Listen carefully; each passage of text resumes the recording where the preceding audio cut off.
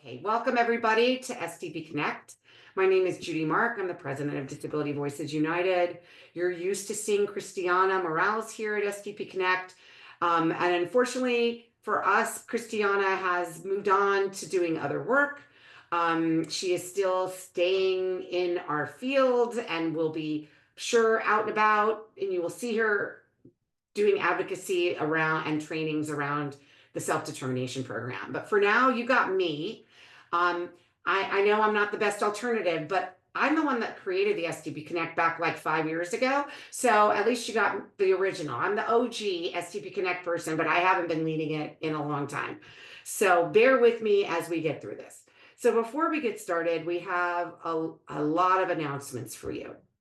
So the first thing I want to tell everybody, and I'm hoping you already know this, is that the United States Congress in Washington, D.C., is are considering drastic cuts to Medicaid. Now, what is Medicaid? Medicaid is, can you make this even bigger? Because I'm wondering. All right. Well, hopefully, yes, you can see this. So Medicaid is what funds lots of things. First of all, Medicaid is Medi-Cal, and Medi-Cal is the health insurance that many people with disabilities and many other people without disabilities have. Medicaid also pays for regional center services. So those SDP budgets that you're thinking about could be profoundly affected by these Medicaid cuts. It is hard for us to estimate, but we believe it could be anywhere between a 20% and a 50% cut to people's budgets if these cuts go through in the way that they are being talked about. But we are not going to let that happen. We are fighting back and talking about how important Medicaid is to people with disabilities. And so we are holding a Disability Week of Action from April 21st through 25th. That week is not a random week. That is an important week because members of Congress will be back in their home districts. So all the members of Congress will leave Washington. They'll come back to California, and they will be there, hopefully meeting with constituents who care about Medicaid. So we're having rallies in 9 districts and 9 cities around the state. We're starting on April 21st in Palm Desert. So for those of you who are going to Coachella, I am not. I kind of want to, but I'm not. If you're going to Coachella, you're going to still be in the area. Drop by this rally on Monday morning in Palm Desert. And then we're moving on to Anaheim and Hesperia on Tuesday. We're going to be in Santee, which is in the San Diego area, Rockland, which is outside of Sacramento, and Modesto on Wednesday. We're going to be in Bakersfield and Clovis, which is a suburb of Fresno, on Thursday, and we're going to be way up in Chico on Friday. I will be at a whole bunch of these. I'm traveling from Palm Springs up all the way to Chico for the whole week. I'm going to be tired. So that means you guys got to come out for these events. So please sign up to join. Kaylee has put the sign up sheet in the chat. Next, if you could go to the next slide, I want to tell you about an event we're having tomorrow where we're going to be talking about these cuts specifically. Now, these cuts are unclear what's going to happen, but we have a national expert, Chuck Koenigsberg, who also happens to be the parent of a child with autism, to talk to us. He used to work at the White House Office of Management and Budget and worked for the U.S. Senate Finance Committee as the general counsel. So we pretty much can't ask for anybody he knows more than almost anybody in the country about the budget process. We are also having several other speakers, including Tony Anderson, the Associate Director of the Association of Regional Center Agencies, Mark Melanson, who's the Executive Director of the California Community Living Network, and Melissa Cedillo, who is the campaign director for the Fight for Our Health Coalition, which is a coalition we're part of, which is run by Health Access California. So the registration and the flyer is in the chat, and we really, really hope that you will attend those. We have to leave everything on the field if you care about football, which I do not, but that is a really great expression. We have to say we've done everything we can to ensure that our our lives will be able to be led in the community. We will not become institutionalized because our budgets, our services will become so low. The final thing that I wanted to make an announcement about is farther away on June 7th, we're having a really wonderful resource fair at the Inland Regional Center. This is really targeting consumers of Inland Regional Center. It will be at IRC's offices in their conference center. And if you sign up early and you show up early, you will receive a copy of our Think Outside the Box book, and you'll get a tote bag and free coffee from Special Needs Coffee. It's going to be a great event. We're going to have lots of tables filled with service providers in the SDP, with people who are FMSs, who are independent facilitators, and we're going to have micro enterprises there of self-advocates who are using the SDP to help create small businesses, and they will be selling things that they have made. So hope you can join us on June 7th. So I think that's all our announcements. And now we're going to get on with our program. We have a very full program for all of you. We do this every few months where we feature certain service providers who are doing some very unique and wonderful things within the self-determination program. So the first two people I'd like to introduce is Ben Russell. Ben has been around the self-determination program for many years. We have known him for a long time. He is the founder and director of Real Connections Institute and the clinical director for positive development. And he has started his practice with SDP clients, and he is supported today by Michelle, who is the clinical case manager at Positive Development and also supports SDP clients. So thank you both. Thanks, Judy. So I will go ahead and set up our presentation.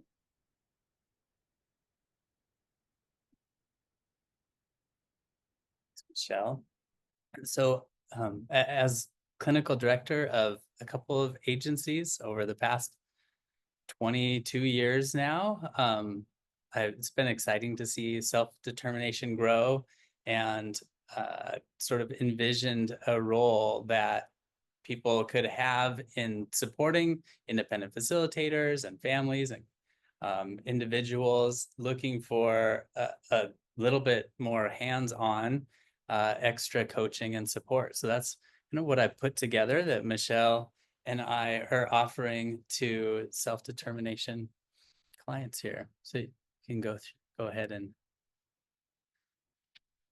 so my background, I'm a psychologist, and my background is in development and working with children. So over 20 years ago, I started working with children and on the autism spectrum, and now a lot of them are SDP users, and I'm still continuing to support some of them as a coach for them in college and their work and developing relationships.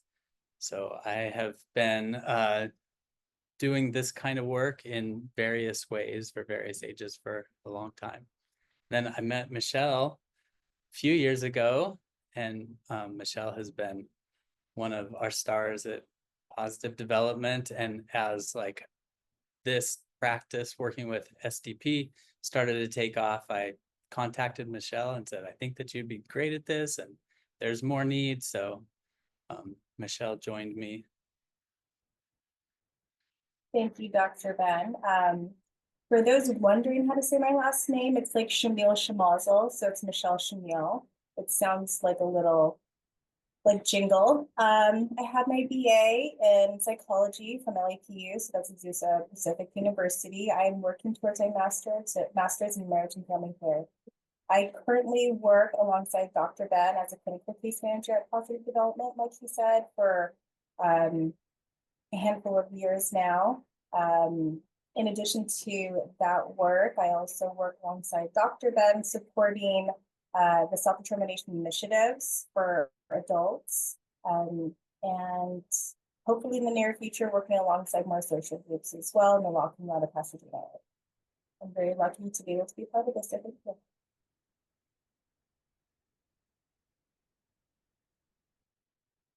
This slide is really just to kind of show that we're a piece of the team for self-determination clients that want to have that piece. We can be a guide to help empower choice alongside of the independent facilitator, financial management system, and you and your family. And we can do that in a whole variety of ways.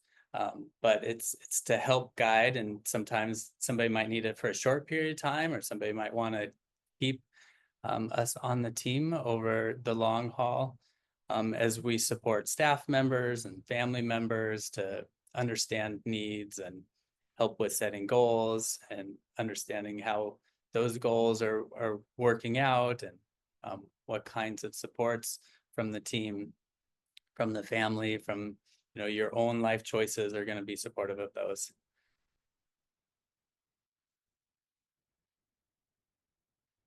One of the services that we can do is a developmental assessment. So sometimes we'll do this for families that are getting started in self-determination and want some recommendations, and need a report that like summarizes some of their needs so they can advocate for their budgets and for their needs.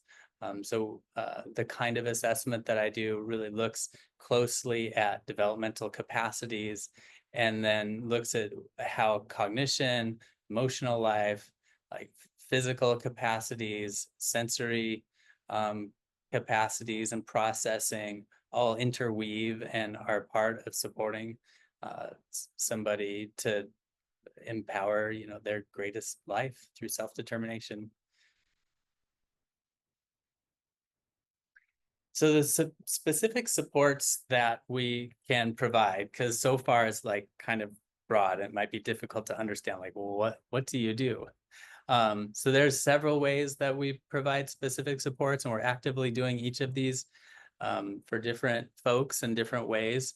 But social relationship support, and actually we would love to put together some online groups. I have a guy who is ready with Discord channels and ideas to have kind of adult online gaming groups, where he's supporting through Discord. So we are open to being creative with additional supports for social relationships. I think that self-determination provides some possibilities that are just like emerging as we learn more about how to use something like Discord to help people connect in a way that they can feel comfortable connecting with one another from their homes. We also can like meet to do direct relationship support coaching. Executive functioning is often a big need, so supporting individuals to have tools for planning, for their own organization, for problem solving and impulse control. And this is often a need that like we're seeing is a lot of my clients I've worked with over the years are in college and have made so many gains and are doing well, but have some executive functioning challenges that they're needing some support with as they're navigating college more independently than they have been before in their lives. And another area is just in building independence. So somebody who wants to have more independence, but has like whatever barriers in their life, like we can help identify those barriers, come up with plans to build independence. It takes a lot of courage, a lot of teamwork, support from the family to actually make that step into having more independence. And then supporting the teams, both on a macro level and micro level. One of the things that I do a lot in my other job and that I really enjoy is training and coaching staff. And that's a need that I see for a lot of people in self-determination. When you hire your own staff, they don't always have the training and background that you want them to be able to have. So I'm working with staff to be able to provide the individualized training for the people that they're supporting. And that can be on a macro level, doing big picture planning, long-term planning, working with families around the same tasks, or it can be on a micro level where it's in real time, hands-on, looking at how an interaction's going, what's going well about it, what's not going well about it, how do we support regulation and thinking and problem solving in the moment. So those are the supports that we provide. Can answer questions in the chat. I know we're going to have a question and answer time later as well. Thank you so much, Ben, Michelle. That's so fascinating. And I already see like 10 people I can refer. Like that is really so great. All right, our next speaker is Taylor Soteropoulos. Taylor is with this really cool organization called Hommies, and she is the operations manager. Go ahead, Taylor. Awesome. Thank you, Judy. I'll go ahead and share my screen as well. But yeah, so we are Homies. We are a organization that helps individuals when they get to that point of wanting to make that transition to live independently. We help them and support them through that transition with what we call a supportive roommate. And that supportive roommate is there to follow our customized plan that aligns with the individual's unique independent living goals and really be a support system and mentor to them to help them get to whatever independent living looks like to them. At Homies, we believe that everyone deserves the chance to live independently, to thrive. Our slogan is to help people go from just living to thriving. And we do that by focusing on a few different areas that I'll touch on in a little bit.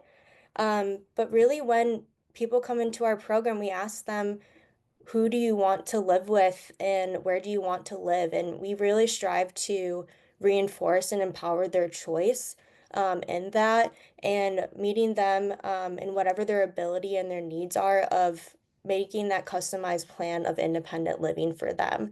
And then what we do with our supportive roommates, sometimes that supportive roommate could be someone that the what we call our homies, the individuals in our program. It may be someone that they already know. But if they don't know anyone, this is again where we would step in and we match individuals that have a disability with a neurotypical individual to provide that support that they need in the home with them. And so I think kind of giving some success stories and some examples will really help paint a picture of what we do. So when we have individuals that are interested in our program, whether it's someone who's a homie and part of the regional center and self-determination, or a supportive roommate, someone that's wanting to be a support in someone's life, we create these fun profiles for them. And really what we're looking to do here is match them based on compatibility. And there's a lot that goes into that. So of course, the compatibility as a person, similar interests, communication styles, introverts versus extroverts. But then also there's the logistics of what's your budget for rent? Do you have preferences on age or gender identification as a roommate? And so these profiles are there to represent that. And Nicholas and Beth are an example of two individuals that did not know each other that we've brought together. They've been in our program for about a year now. And just to kind of paint a picture, is Nicholas, regional center client, was at one point homeless after his exit of a inpatient facility. And this is where his family found us and found Homies. And what we did was help Nicholas identify what he wanted this new independent living journey to look like. Whether it was what he wanted in a roommate, what this new journey for himself, what his goals were, and how we could help him find someone that aligned in supporting them. And that's where we found Beth. She was someone that was actually from the East Coast, moving out to California, and we presented Nicholas's profile to her, and she was like, "Yeah, I'd love to meet Nicholas. We both love theater and musicals." It was also important to have an LGBTQ friendly roommate. And also something else to mention was that they both were looking to have a sober and positive environment, and they've totally found that within each other. Just within this year, part of Nicholas's goals were finding a new healthy community that he was able to involve himself with. So they found some pride I think it's disc golf. I'm trying to think of what the chain, different social activities for them to do. Bowling. He started taking acting classes, and Nicholas has really found a lot of ways of advocating for himself, to us, to Beth, to his community, and this is one that's definitely has gone from just living to thriving. So this is a great example of success story of two people that didn't know each other that found homies. And then, of course, we're always looking to improve someone's living journey, but also that may also include improving their living environment. And so, Carlos and Eric were living in a trailer together for 2 years. Their mom was back home in Tijuana fighting cancer, and they had found homies through the regional center. And Eric, Carlos's brother, was actually able to become his supportive roommate. And with our support, they were able to move into this awesome, beautiful two-bedroom apartment. And I'm sure, as a lot of you know, just when there's a change in your environment, you see that there's also this opportunity in other areas in your life, and you find this newfound confidence in tackling and exploring those options. And so, um, Carlos now has a full-time job. Part of his goals are exploring the community and learning public transportation, which he's been doing. He's actually been able to now travel back home to his mom and visit her more often. And he also, one of his goals to safely and just kind of get more involved in the community was to learn English. And so, um, he's been slowly learning English, and he said it's been helping him navigate the community a bit better as well. But all of our individuals in our program, they get to these areas of thrive through these different areas that we focus in when they come into our program.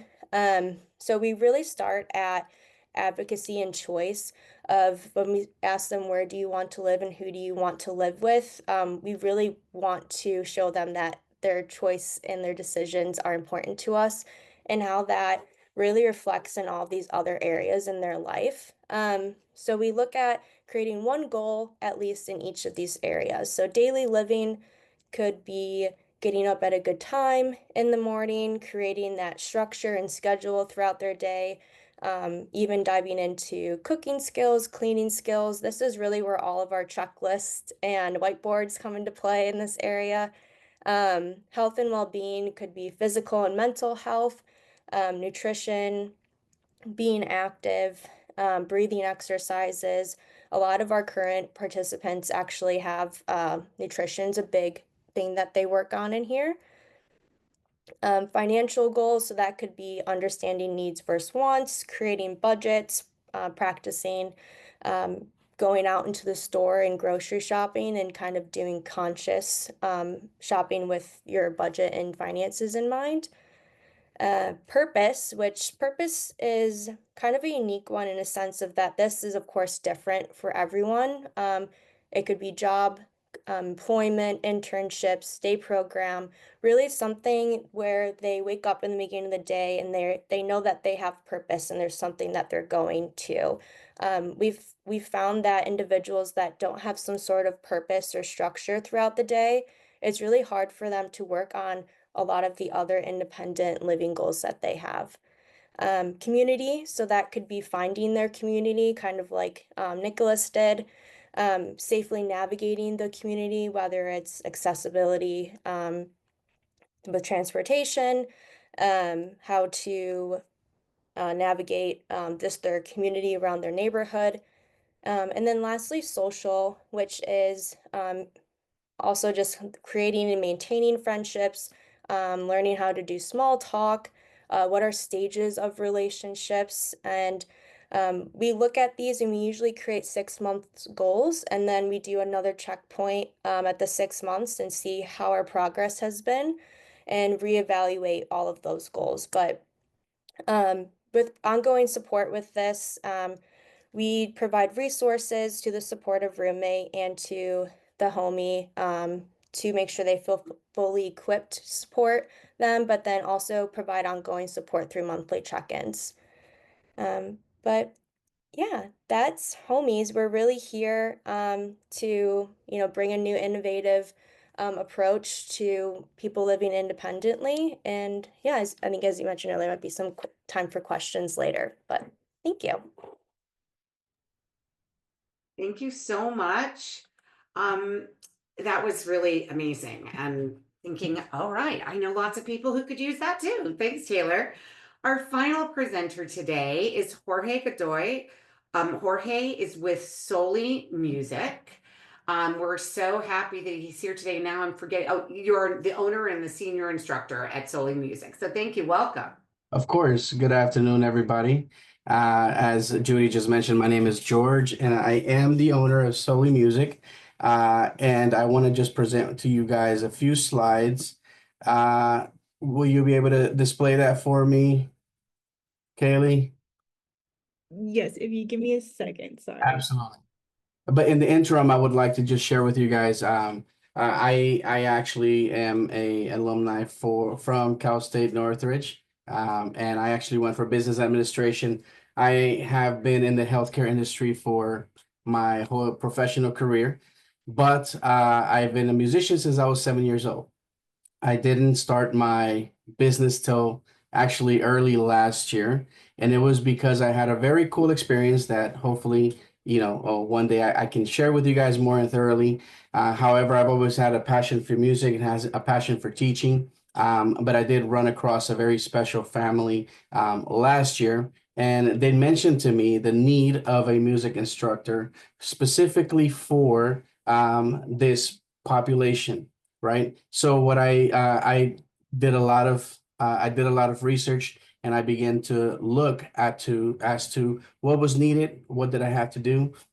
So I began to do my due diligence, and now I find myself with a music institute that consists, as of right now, with 66 students, and that is throughout various counties. I have students in San Bernardino County, Los Angeles County, Orange County, and I am expanding out into the valley.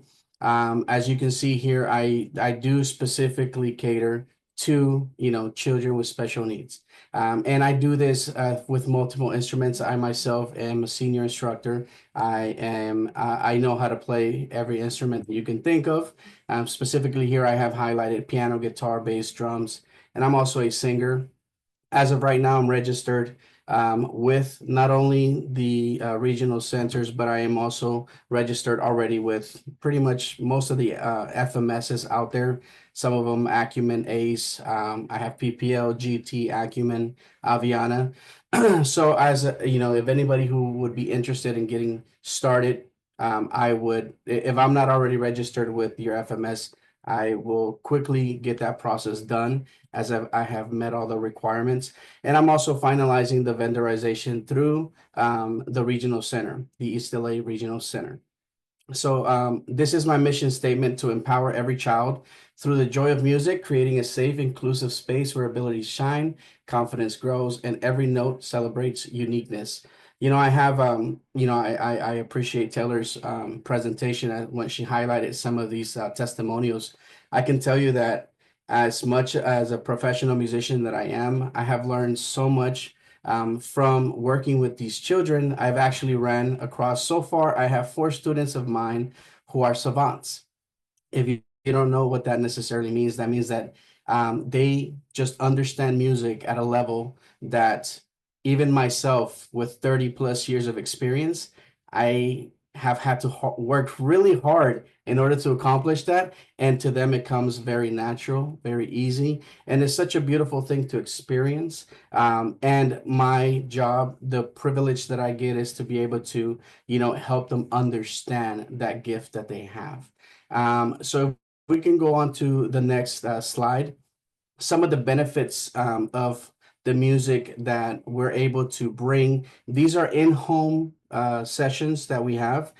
We provide the instrument. You don't have to have your own instrument. We provide the instruments for you. But we have different approaches that we take. The first one being a therapeutic approach.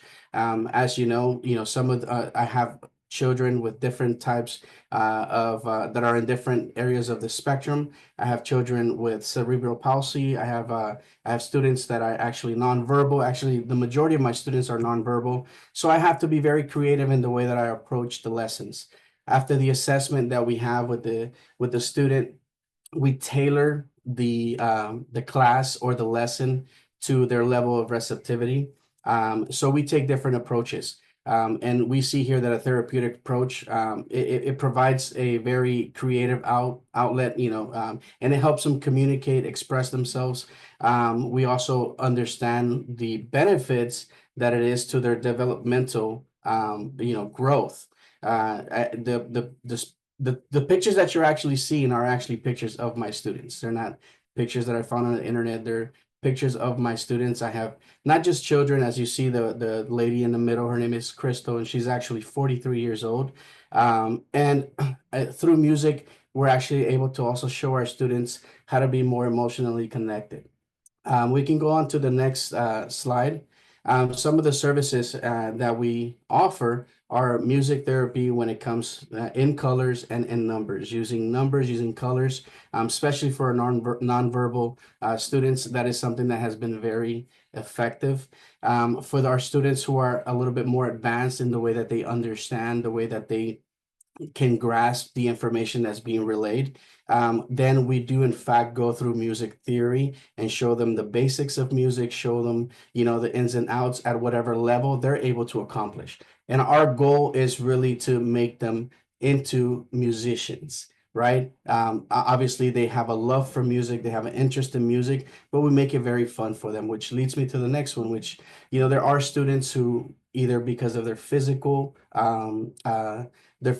inabilities or just limitations, then it is more of a music therapy, where we do, we make a very entertaining musical experience, as I've written there, either through instruments, toys, or musical activities.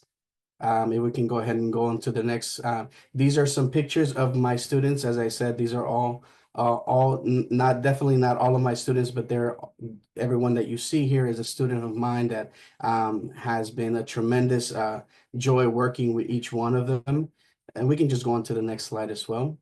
This is, as of right now, this is what Soli Music is composed of, myself, and I have a pretty cool quote for each one of them that I gathered.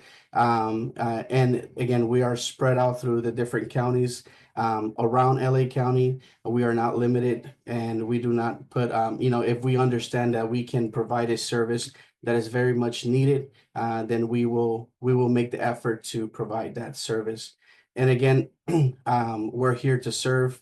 We're here to just, share music with everybody, provide whatever by any means necessary. That's what we're really here for. And my contact information is on the next slide. And whoever's interested, we are taking new enrollments as of right now, and I will be your main point of contact as of right now. So I look forward to any questions that any of you may have. And once again, we're just here to serve. Thank you so much, George. That was great. And there's a lot of people asking questions in the chat for everyone. So now we're going to open it up for questions. And let me tell you how we do questions here at DVU. You can ask the questions directly by using the raise hand feature. The raise hand feature you can find there's a little heart, and then it says react, and then you will click on raise hand and you'll see a hand go up. There it is. Hand go up.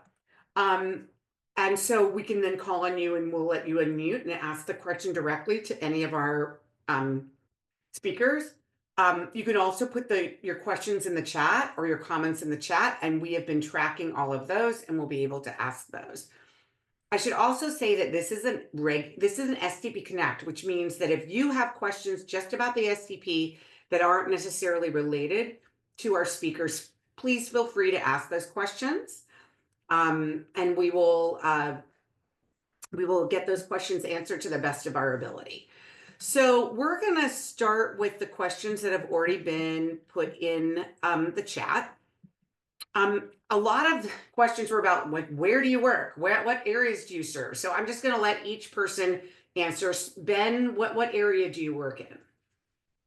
Well, we can work remotely throughout the state. We're in Los Angeles area, and we could also do some in-person in North Orange County, but we find that even locally, it's effective to work remotely. Great. And how about you, George? Where do you work? So my office is in Montebello. However, as I mentioned, the lessons we provide are in home, and we are not limited. As long as you are in the state of California, within 100-mile range or whatever the case is, we can definitely provide an instructor for you. And I want to make sure to play it out there. All of our instructors are vetted. All of our instructors are live scanned. So yeah, so we are here to serve. And even though I'm in Montebello, if you are far from me, it doesn't matter. You can still reach and we'll make something happen. Great. Thank you. Taylor, what about you?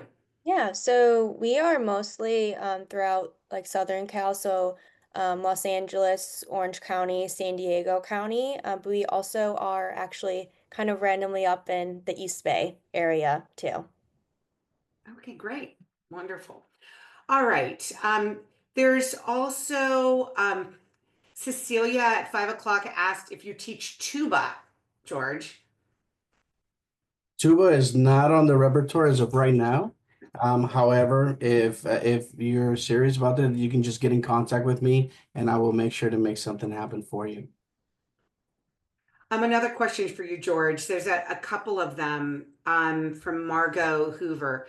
It is interesting that you use colors to teach music to kids on the spectrum. I am on the spectrum and see colors when I hear sounds and play 2 instruments. Is this common with people on the spectrum? Oh yeah, absolutely. As I was saying before, in meeting, every student is different, but also they have similarities as well. Something that I have found is that they're able to make connections. Specifically if it's done on purpose, they make connections with a specific sound and a specific note, and that's actually how that specific therapy works. Each note has a specific color, like C is red. So every time we play a C, it's going to be affiliated with the color red. So the point of that actual therapy is to move from then using colors to just being able, I'm sorry, to seeing the letter to then just using the color. And then to no longer depend on the color, but just to stick to actually using the note. And then from there, that they will learn the music using colors, but then get to a point where they no longer need the colors to hear the music, if that makes any sense. Yeah, But it has that's great. definitely been very efficient because that's something that has been proven to work. That's great. So Margot had another question that was more general question, and you all should feel free to try to answer, and I can also try to answer. I am a DSP, which stands for Direct Support Professional, who works for an artist who has her own business. She is a visual artist, and I would love to help her market her work. She is immunocompromised, so she cannot attend in-person art classes, shows, flea markets, or networking events. Do you have any advice? Also, my sister is a visual arts teacher who teaches visual arts for a class of children with autism on the spectrum. Most are nonverbal and are having a hard time focusing in class. Any suggestions? So I think the second question is different. So we'll start with the first question, which is, do you have any advice for somebody who is a visual artist but can't really go out and market her work? So I have one suggestion. And so I have a friend Her name is Sydney Edmonds. If any of you have ever bought our Think Outside the Box book or our Profiles in Self-Determination, you will see her paintings on the cover. She is a savant painter. Let me tell you, she's also a poet and a writer, and she's an incredible person. She has autism, types to communicate, and also has a hard time going to lots of different places. And she markets her products on lots of different websites where independent artists can do that, from Etsy to a couple of other, something with the word red in it, I can't remember. And really sells lots of things, and they do all the printing for you. So she'll have a design and you can choose to have it on a t-shirt or on a mug or on a tote bag, and they print it for you. And she doesn't make a lot of money off of it. They take a lot of the money, but still it's one way to get herself out there as an artist. Does anybody want to add anything to that question? And then I'll go to the second question. Yeah, I was gonna add that there are some times where individuals will reach out to other small businesses in their community, and they'll let you share your art, like a coffee shop, or there are some different art studios. So I always say it doesn't hurt to ask and see if you'd be able to do that there. Wonderful. All right, so the second question I think might be for Ben, but anybody could answer it. My sister is a visual arts teacher who teaches visual arts for a class of children with autism who are on the spectrum. Most are nonverbal and are having a hard time focusing in class. Do you have any suggestions? Well, this is this is what I do, is work with staff that work with verbal and nonverbal people on the spectrum. Well, I think I don't know how much training or background your sister has, but certainly the model that Michelle and I use, a developmental model, I'd say, get training information on developmental model that embraces the whole person for the children that she's working with in the class, that understands their sensory profile, their communication, individual communication differences, and how they might be able to use visual strategies to communicate and find unique ways to communicate, like George is doing even with his clients. So I mean, there's a whole world of learning and resources to tap into. It's hard to make like a quick, broad answer to the question other than that. Wonderful. Thank you. We're going to take our first question from an audience member. And I just want to remind everyone that some of our questions will not be in English. They might be in Korean or in Spanish. So you want to be sure to go down to the bottom of your screen, click on the globe and choose your language. Okay. So Arissa Reyes, why don't you unmute and tell us your question? Hi, I'm a mother of 3 children with autism, and it's been really hard with living situations, with finding activities that they like to do. I know that probably no one in like the presenters would have an answer, but I just wanted to know, like, in the future, do you think it's possible to have like a respite center? Because getting respite is hard. I live in a 2-bedroom apartment with almost 3 adult autistic children of mine.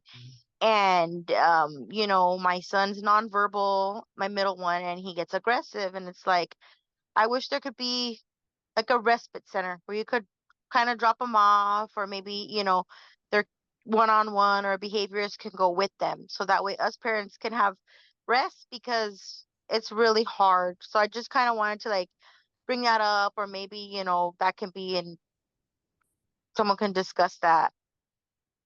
Yes, thank you. That is such an important question, Arissa. And I have to tell you, it's not the first time I've heard a question like this.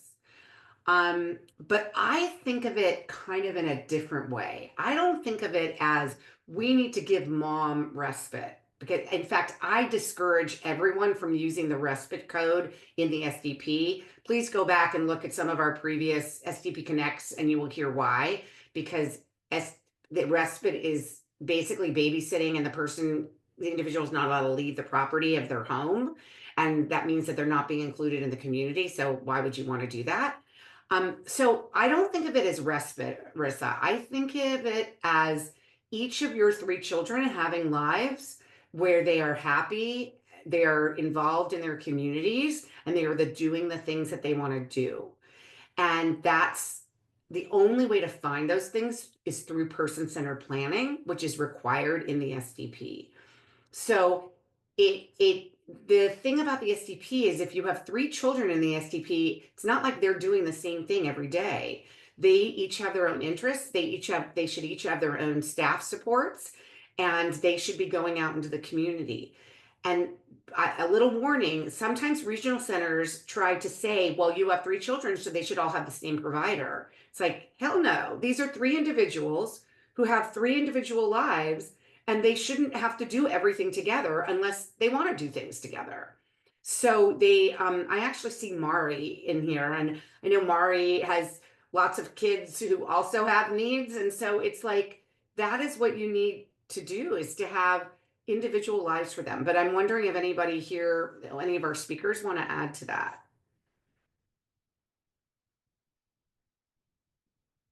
No? Okay. No problem. Tamar, you can go ahead and unmute. Thank you. Can you hear me okay? My reception's a little funky. Yes, we can hear you. Okay. So my question is kind of going back to more just generalized self-determination. I want to know if this is something that is typical or if Inland Regional Center is being unique. So we submitted a spending plan change in February after budget unmet need requests in December. And in March, they reviewed it and said, hey, we would like you to make a couple of these changes. Please make these changes and we'll review it again. We made the changes. And now they came back a month later and they're like, oh, we actually have additional problems with the one you submitted in February that we want you to change. But they didn't point out those other problems for like, they're not asking me to change parts about the part that were changed in March. They're now, again, like they've made new rules and they want things changed from the one that was submitted in February. Is that normal, like back and forth? But it's not like they're going back to the original one and like nitpicking more. It feels like delay by denial. And I just wanted to know if that's something that other people are experiencing. Yeah, I hear that story a lot around the state, not just in Inland, but I do hear a lot of criticism of the way that Inland Regional Center has their processes. You should all know that we have been urging the state through the Department of Developmental Services to come up with standards around timelines, around reviews of spending plans, so that we don't have denial by delay, because it just means that we don't have autonomy. People should know that there are 5 principles of the self-determination program, and when you have constant delays by the regional center or constant delays by your FMS, you are being denied services and you're being denied the freedom, authority, and confirmation and the principles of the self-determination program. So suggestions for anyone who runs into these barriers, and including the service providers that are on here today, because some of you may run into barriers as well, is that there are people at DDS who are supposed to be working on this. I'm not saying that they're always solving all of our problems, but they're supposed to be. So one of them is the Office of the SDP Ombudsperson. This is a role that was put into place through a law that DVU got passed about 5 years ago. Unfortunately, that office has never really realized the potential that we had hoped for it. So it's obviously an issue. So I would go to the DDS Ombudsperson. There's also a general email address at DDS called sdp@dds.ca.gov, something like that, where you can also get them involved. I also would ask to speak to supervisors. Every regional center has a person in charge of the SDP at the regional center. And instead of dealing with your service coordinator, I would ask to speak directly with your SDP person.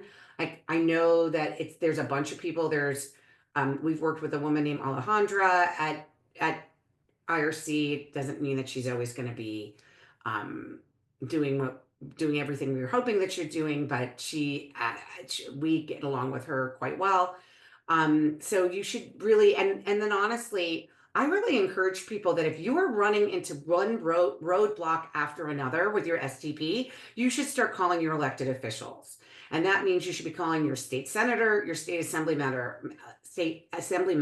And what they do is they then call the state DDS and say, my constituent can't get into the self-determination program, or it's having all these silly bureaucratic problems. And it's amazing how things jump when you start calling your elected officials. But you have to call them at the state level. Like, don't call your city council member or your county board member. It has to be your state assembly member or your state senator.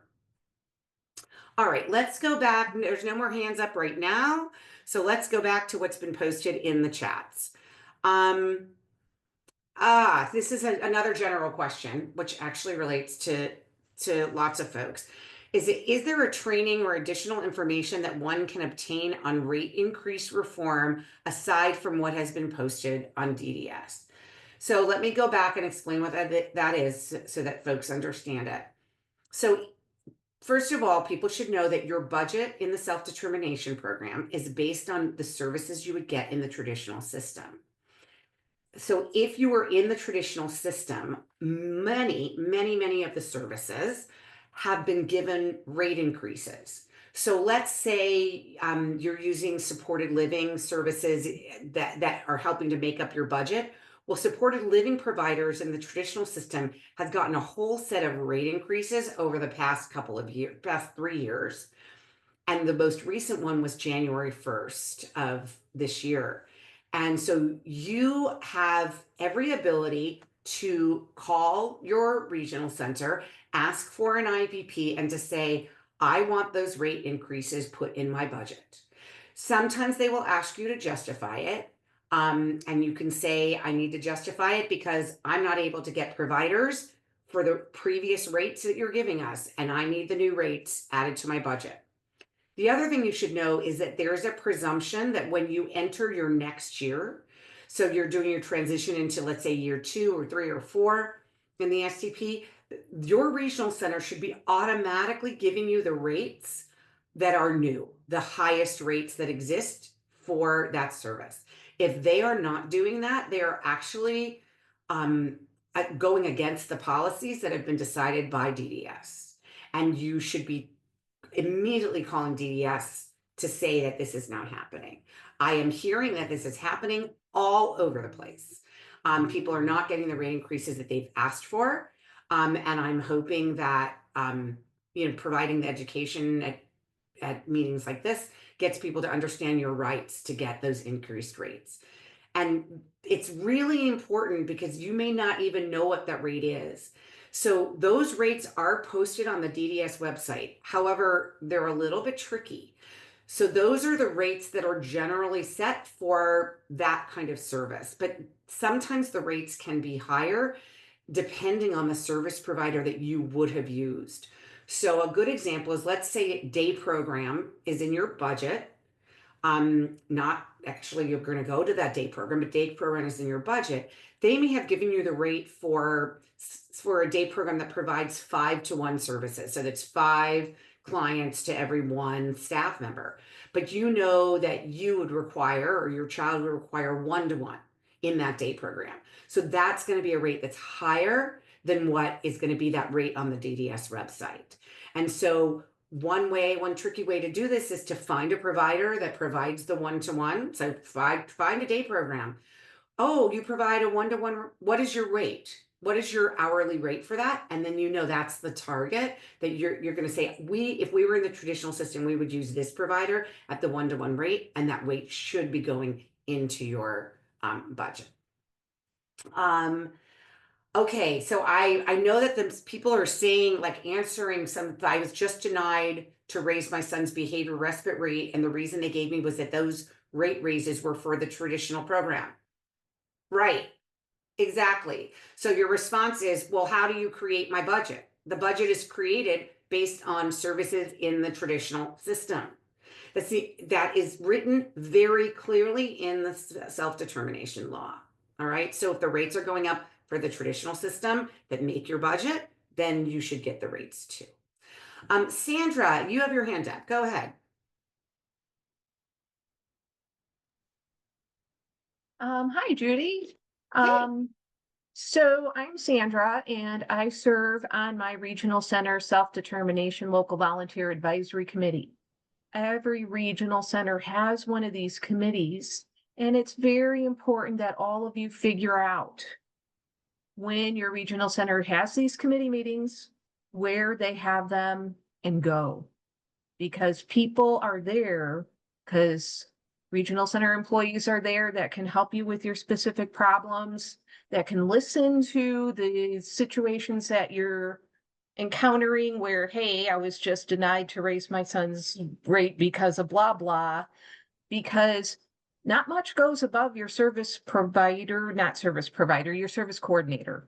So you have your service coordinator, you have your program manager, but if they kind of keep stuff clustered within themselves and it doesn't go up further, nobody knows that you're having that problem. So you got to go to your local advisory committee at your regional centers, and you got to go to your regional centers board of directors meetings.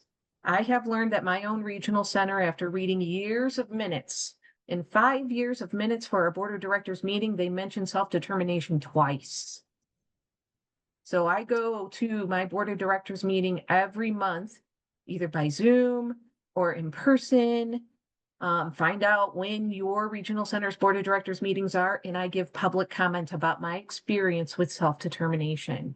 That's the only way your board members are going to know what's going on in the regional center, because the regional center employees are telling them minimal. Everything's great. Everything's fine. The only way they're going to know is if the people they serve are talking to them. There's your first line of getting things fixed. And then move up from there. And I love your suggestion, Judy, about going to your state representatives when you're having difficulty with getting stuff done through your regional center. They call DDS. I love that suggestion. Thank you for making that. Thank you so much, Sandra. Mulugeta, how are you, my friend? Hi, Judy. Thank you, Judy. I'm really, really happy about the rate, the answer you answered, because that was one of my question, and I really got it. I'm going to just send to families with our connection. The second thing I have, Judy, is we are struggling with finding resources. With the other parents, and the thing what I'm trying to suggest, is it possible for us to just form a group or create a nonprofit organization so that we can buy in bunch, like bunch of resources? If I'm looking for an artist, I can just hire an artist for 1 hour, and then when we are talking about the schedule, things like that, that person is going to come from very distance for maybe 1 hour and 2 hours. And but if we have like resources where we are looking for a bunch of resources together, most probably we are going to have a power to purchase resources, and we are going to be a better off. Right now, we are struggling, but we can just do that thing better. Is it possible, DVU, to help us to create a nonprofit organization, or organization like a focus group like that, so that we can purchase resources as a group? Yeah, that's such a great idea. Let me think about what DVU's role might be in that, because most of what we do is training and advocacy. But I can tell you, having been part of writing the original self-determination law in 2013, we thought a lot about pooling resources, and we felt like it made a lot of sense, and it would save the state actually a lot of money. And so, we're talking about like calling George and saying, I got 3 people in the self-determination program who all want to learn how to play the piano. And it's like, I think that there are a lot of service providers out there who are really interested in making that pooling resources happen. I was hoping, because we don't really provide individual supports, that this stuff would happen, that independent facilitators would make it happen, and that families or parent groups would start making this happen. And I sort of surprised that it actually hasn't happened that much. I'll give you an example, and it's like we want to create for my son in the SDP, we want to create like a men's club, we're calling it. Like, I don't really, that's like a very old fashioned term. Like my dad was in a men's club, but there's all these young men in their 20s who live in our neighborhood who are all who have autism and are all in the SDP, and they like to hang out together, but like we need like a social coordinator, like somebody to create the club and to say, okay, sort of negotiate with folks, like, where do you want to go to dinner tonight, or what movie do you want to see, and that they don't have to participate all the time. I mean, it's a kind of a combination of some of the stuff Taylor does and some of the stuff Ben and Michelle do, to kind of get people together to learn how to compromise. Like, no, I don't want to go to Disneyland. It's like, well, you don't have to go to Disneyland. Like, you can join us next week when we're going to the movies or something. And so, these are the things that I'm hoping entrepreneurial type people will start taking this stuff up and saying, like, I see a role for myself to be your men's club coordinator, and that I will, obviously this person has to have kind of the skill sets to understand how to work with people with autism, particularly people who may not communicate through traditional means. And so I'm hoping that these things will happen. And please, contact my son if you're making a men's club, because I know he'll want to be part of it. Okay, let me see if there's any more questions in the chat, because I know, Tamar had another question. Are they supposed to ask for an OT referral for sensory equipment in the spending plan? I'm not asking for it to be added to the budget. Yeah, so that's another thing. We tried to get a law passed last year that we got it passed, and then the governor vetoed it, which was saying that, and this will be very interesting to all of you speakers here today, is that people in the self-determination program should not be subject to the same rules that exist in the traditional system. So one example of that is if you are using funding to make up your budget that includes behavioral therapy, but you're not actually spending it on traditional behavioral therapy, you're spending it on meditation, exercise, communication access, because these are all things that may address the individual's behavioral goals, but are not ABA therapy per se. The problem is that regional centers are asking for 6-month reports from the service providers who are getting the funding for the ABA therapy, even if they're not ABA therapists or behaviorists at all. And so we tried to get this law passed to say you don't need to do that. And the bill was vetoed because DDS didn't want the bill. And so there are some regional centers who are not requiring those reports, but I'm going to say that most regional centers are, and it's extremely frustrating for those of us who are trying to use that funding in ways that are creative and useful for people, that are actually addressing behavioral goals, but are not like, traditional ABA therapy. So I don't know, Ben or anyone, if you want to comment on that kind of thing. I see you nodding a lot, Ben, on that. Yeah, it's the whole point of the SDP is to be able to have that freedom to meet your individual needs, and when that's like going, I mean, and this is evidence-based, to go to a meditation class is going to help your regulation and your behavior, whatever it is. So yeah, it's just really important. Thanks for working on it, Judy. And to be able to have the flexibility. I mean, I've been fortunate with working with some of the people that I've worked with, that we have found, and there's a whole bunch of codes listed on the website so that independent facilitators can kind of work with Michelle and I to have a creativity in how we're thinking about and using language to apply the behavior supports that are needed in a way that works with the budget. Yeah, thanks, Ben. Ilana, is it Iona or Ilana McFerrin? I'm not sure. It's hard to tell if it's an I or an L. Oop, try it again. Somebody could, there we go. It's Ilona. It's okay. Come on. Hi, Okay. Judy. I have a question about master plan, and I just finished it yesterday reading the whole thing at 1 o'clock in the morning. I know you were a part of it, so I know you will have an answer for me.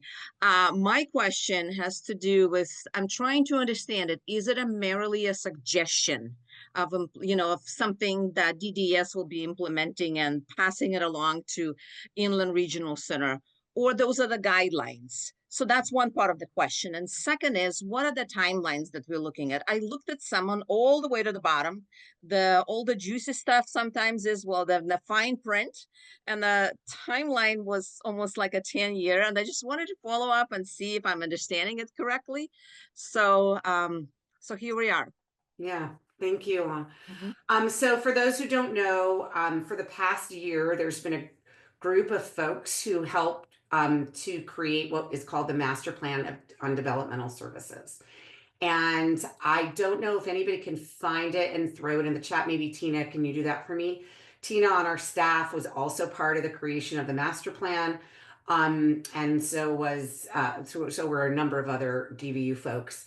So the master plan has some really great recommendations about the self-determination program, including some of the stuff we've been talking about, like not having the same requirements that are in the traditional system of assessments and reporting and things like that. There's a lot of stuff that didn't end up in the master plan that we fully supported, which is very frustrating. What I can say is that there is no requirement that they're ever going to do a single thing that's in the master plan. There's no timeline. There is a video that was made about it that you can probably find on the master plan website of the director of DDS, Pete Cervinka, saying this is not going to be a plan that sits on a shelf. We are going to work towards implementing this master plan. So that means it's groups like DVU and others of you out there who are going to hold him accountable and put the fire under him. Now, saying all that, we are in a very different era than a year ago. When we started the master plan, we had hopes and dreams like that were very big for the DD system, very centered in the self-determination program. And then now we are facing a very different world. We are facing a world that could have really massive cuts to Medicaid so that our system will barely look like it was before if those cuts go through. We are looking at the dissolution, or that's not a great word for our interpreters. It's been dissolved. That's a better word. That the Federal Administration on Community Living has been dissolved. It's disappeared from the federal government, and the Administration on Community Living was the agency that ensured that people with disabilities, particularly developmental disabilities, got the services and supports they need and their rights were kept. They are also the agencies that fund Disability Rights California and the State Council on Developmental Disabilities and the Independent Living Centers. So we don't even have any confidence that those organizations in the state of California will continue to exist. And to fight for us and to file lawsuits if needed or to represent us. And so we're heading into a very dangerous time. And so the master plan almost looks quaint in comparison to what we're about to face as a community. And I say that with all seriousness here. Like, everybody needs to stop what you're doing now and focus on the Medicaid cuts. I cannot say it more clearly. That includes George, Taylor, Michelle, and Ben. That includes every single person here. You need to stop what you're doing and call your members of Congress and tell them to not cut Medicaid. Because we do not want to end up a month from now, anybody saying to DVU, why didn't you tell us this was going to happen? Because we're telling you now, and we're telling you again and again, that everybody's rates will go down, your budgets will go down, there are businesses that will go out of business because of these Medicaid cuts. By the way, if you live in a rural area, your hospitals are going to close. There is no way that rural hospitals will stay open with this level of cuts. And so we are really in a very serious state. And so I don't want to dismiss questions about, oops, is somebody sharing a screen? How is somebody sharing a screen? Can we get this unshared, please? Immediately? Sue Gavin? Okay, thank you very much. I'm not sure how that happened. So, it's really, really important that we ensure that everybody understands what we're facing ahead. And the master plan is something that we will continue to advocate for, but we've got to get through these Medicaid cuts. So thank you. Sorry to waylay Understood. us, Thank but- you very much, Judy. So if our staff can check to see how someone was sharing a screen when they shouldn't have, and we just want to make sure that we lock that down. Sandra, go ahead again.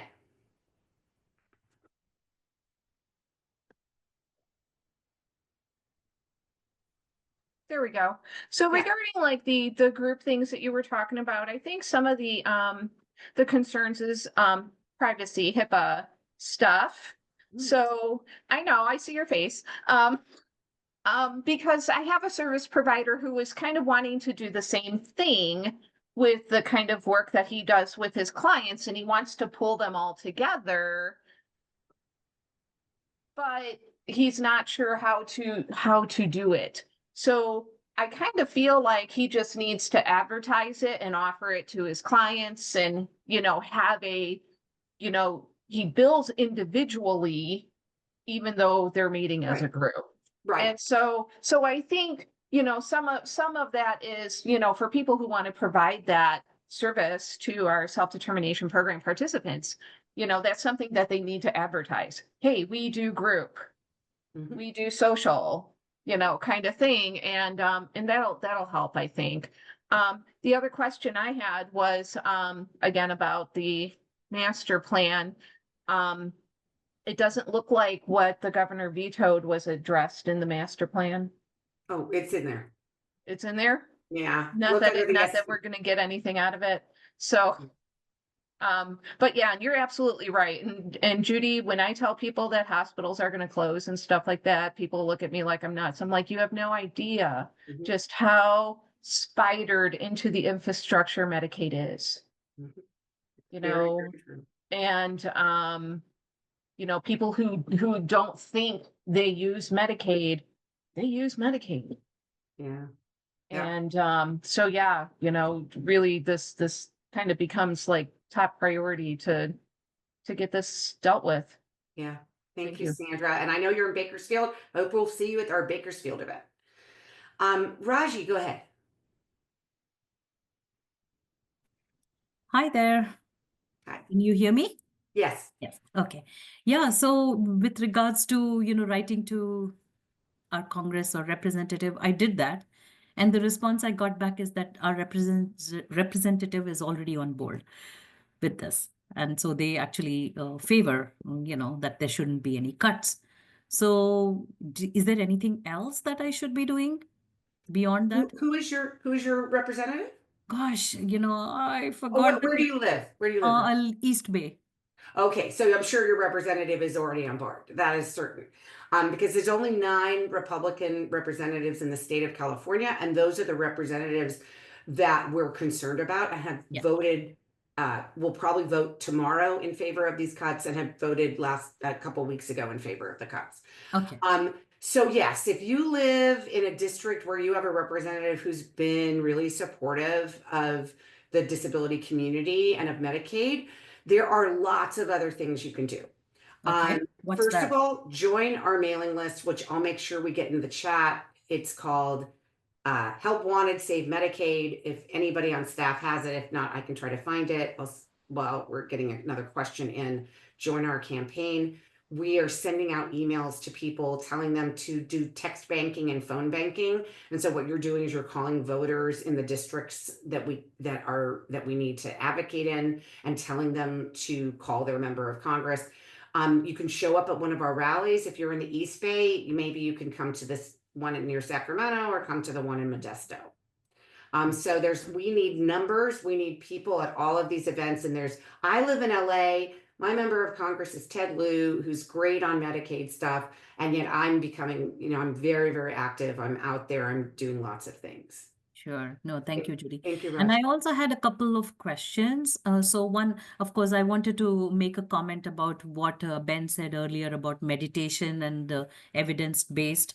So, there is a very scientifically proven technology called pulsed electromagnetic field therapy, so PEMF, and even that, they have so much issues, they don't want to approve anything, which is, which is not quote unquote the traditional medical piece. So it is extremely difficult with regional center. And then I had another question, which is about covering costs for nutritional supplements, which are prescribed by an MD. Now, regional center wants a denial from Medi-Cal before they can do that. I mean, I don't know, it's so challenging to get a denial from Medi-Cal. Any success stories here that I can, bank on and say that, okay, I'll try that way? I don't know, Ben. I mean, you've heard about non-traditional medical therapies that, they always love to talk about, evidence-based and best practice and stuff. But I don't know, how would you respond, Ben? It is, well, the trick is getting the denial from Medi-Cal. Yeah. Like how do you, it's hard to even ask for it to be able to get that denial. So I was hoping somebody else would have an answer, because I have a lot of families in that situation, and both in positive development and with our self-determination, where they're being asked to get a denial for something that Medi-Cal just isn't going to give them the kind of written denial that the regional center is asking for. Yeah, and I think it depends on where you live, because each managed care organization handles things differently. Like if you're in Orange County, they only have one Medi-Cal provider, Cal Optima. If you're in other part, like if you're in LA County, there's like several choices. So, what I would do is, just keep pestering them. Like that's what I say when you're talking about a Medi-Cal managed care organization. I would just literally have like on your clock at 9 a.m. every single day, I'm going to call them. I'm going to call them. Alameda Alliance. That's Yeah. Yeah,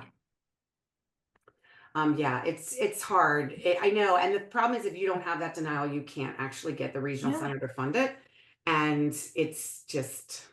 And this is prescribed by an MD. It's not like, somebody else said that, or, some other professional. Even an MD, they're refusing. So Yeah, and let me make one other comment about that. So, and this relates to the master plan. So when we were, so everybody knows the reason why you have to get a denial for things like this is because regional centers are what's called the payer of last resort. So, Medi-Cal is considered a generic resource for payment. The thing is, if you actually read the Lanterman Act, it says something a little bit differently. It says that you need to get payment from another source first, and the regional center should help you access that payment. It doesn't say, Mom, you need to go out and do it all by yourself and figure out the whole system. They are actually supposed to be helping you access that. Another little secret that you don't know is that regional centers can provide what we call gap funding. So while you're waiting for a denial from your Medi-Cal or your school district or whatever is the generic resource, you are allowed to get funding from the regional center. And then once the denial comes in, the regional center can take it over, or if the Medi-Cal approves it, then the regional center stops paying for it. But the gap funding is something nobody even knows about. Yeah, that's new to me. You should be calling your regional center and saying, listen, I've been waiting X amount of months. Like, you're supposed to be providing us this service while we're waiting. Well, to your first comment, right, about they should be helping us access. Well, this morning I talked to my case manager and she said, no, that's not my responsibility. Tell them to read the Lanterman Act. Yeah, I know. I should read that part for sure and quote that. Yeah, thank you. And actually, if anybody ever gets something so when a service coordinator says something like, that's not my job, get it in writing for me personally. And I'm looking at my dear sister, Elizabeth Gomez. Get it in writing, because we collect that information and we send it to DDS. And so when DDS says, oh no, the service coordinators are doing this for you, we'll say, oh, please let me show you all of the emails where they say they will not help you. So don't trust anybody what they're saying in a meeting, like get it in writing. All right. Mulugeta again, and I know I have a bunch of questions from the chat too I have to get to. Go ahead, Mulugeta.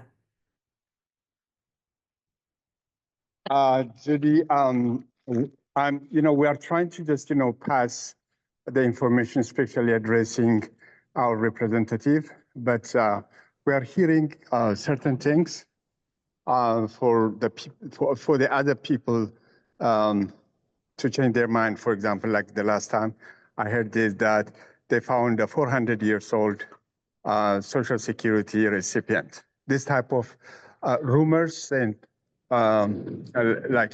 false information are going to put a lot of people away from actually the thing what we are fighting for. Mm-hmm. So is it possible to address some of the issues and, bring back the actual effect is going to have? Because, not only our representative, other people should understand the problem which is coming to us. That's, I think, what I'm trying to comment. Yeah. So it's hard to argue against fake news. Like it's really hard. I remember I was in an Uber, and the Uber driver was like, "You're from Los Angeles. Well, in Los Angeles, they give $1,500 to every homeless person to keep them to being homeless." I'm like, "What? Like, where did you get that information?" "Oh, I heard it from a reliable source." "Really? Well, what newspaper? What television network?" And ultimately it was like, I saw it on my Facebook feed.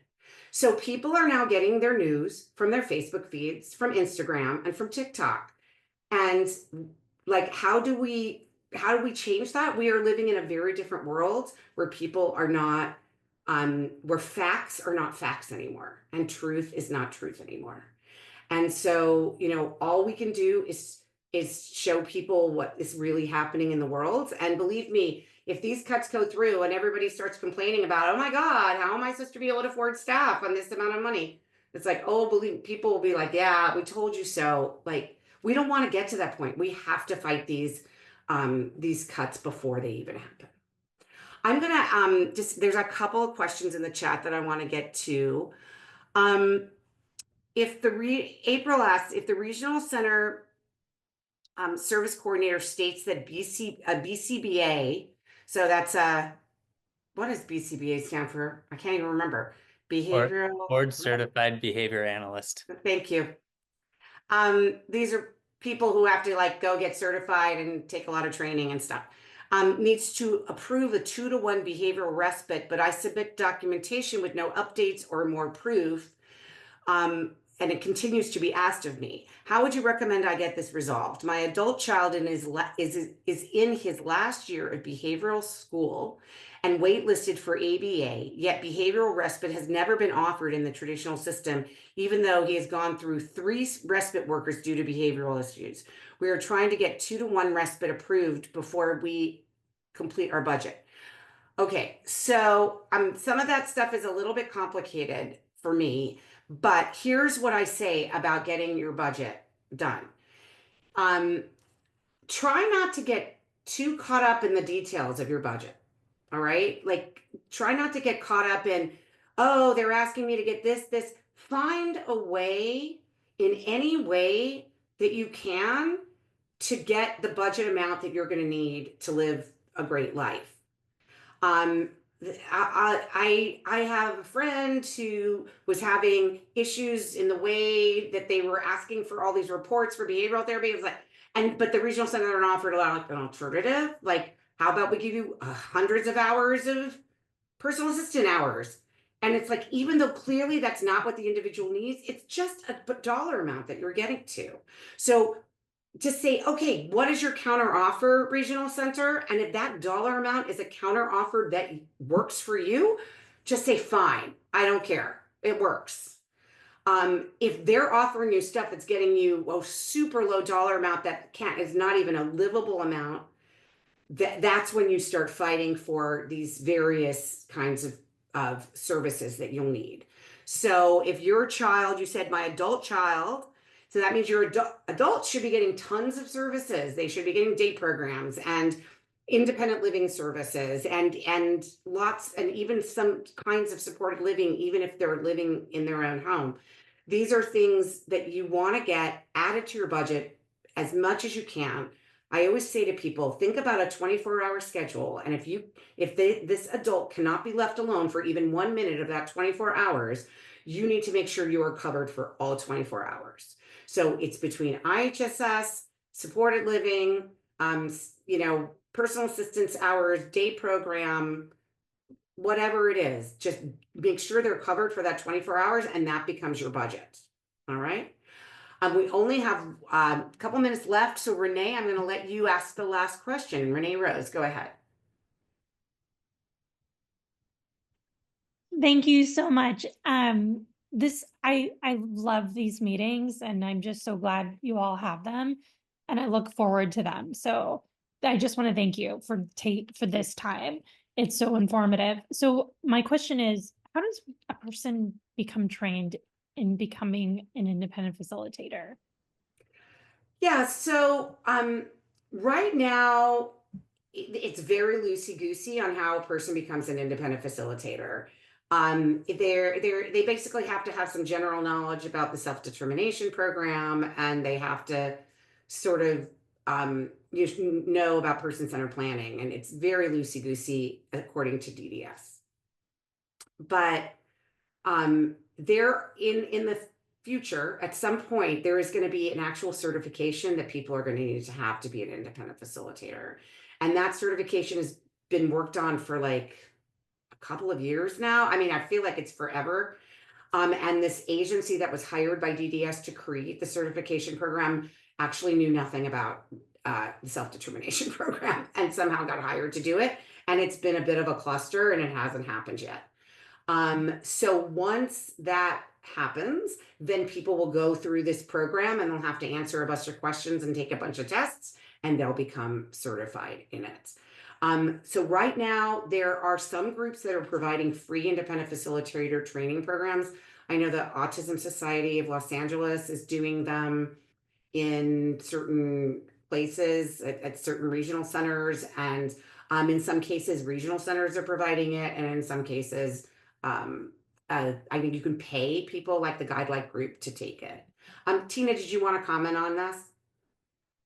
No, there was something in the chat that I think you need to see if you haven't noticed it. Yeah, please. I haven't. Let me know.